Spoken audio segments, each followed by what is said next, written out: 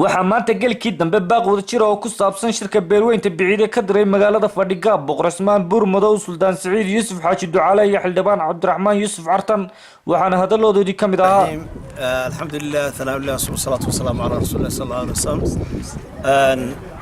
waxa weeyaan galab wanaagsan waxaynu joognaa Fadhigaab waa magaalooyinka ugu bilicda roon ee ugu hadii aan la leeyahay ugu istiraatijisan deegaanka kan ku caanka xoolo daaqeenka marka farxad bay noo tahay galabta inaan halkan fadhino odayaashii ugu cuslaa gobolka iyo mandaqada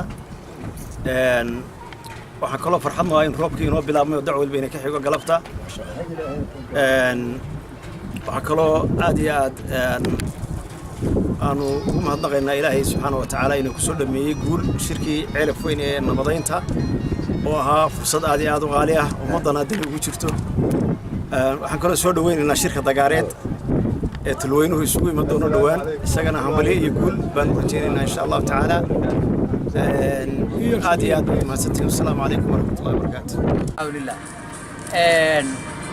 waxaanu halkan maanta magaalada Fadhigaab ku joognaa madax dhaqameedkii iyo nin garbeedkii iyo xildhibaanadii culimadii dhammaan Fadhigaab waxa weeye waa magaalo ka tirsan degmada Garadag oo ceelaf weyn ee Garadag u dhaxaysa ragga qaarba meel buu ka yimi badankoodu nabadgelyadii ku soo lagu soo afjaray magaalada ceelaf weyn ee dhowrgeesoodka ahayd ayay ka yimaadeen halkan aanu iminka wada joognaa aanu isugu nimi cid kasta oo na daawanaysa iyo cid kastoo joogtaba waxaan leeyahay nabad iyo caano waa idin salaamaynaa waa idin soo ducaynaynaa isgaarsiiya nabad isgaarsiiya guul isgaarsiiya midnimo isgaarsiiya wabillahi tawfiiq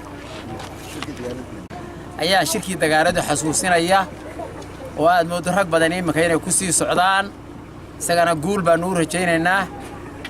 u rajaynaynaa iyo midnimo wabillahi tawfiiq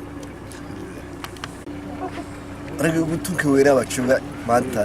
magaalada Fadhigaab oo ceelaf weyn ee kulaalayso madax dhaqameedka dhan baa jooga kulliba sida uu suldaanku sheegay shirar badan oo nabadeedna waa laga soo baxay hadda oo guul baa laga soo gaaray maasha Allah waxay leeyihiin mataqaanaa guul weyn taas wax lagu faano oo loogu ducayo weeyeen shirki dagaalada hadda loo diyaar garoobay qudhiisa oo dadkan waa reerihii mataqaanaa shirkaas lahaa weeyeen madax dhaqameedkii waa kuwan waxa la isdiyaarinayaa kulliba sidii halkan ergooyinkii shirkaas ka qayb gali lahaa looga qayb gali lahaa oo shirkaas kulliba hadda diyaar garowgiisa baa jira ومختار محمد ديريه مختار شنبق warbaahinta Snack Times magaalada Fadhigaab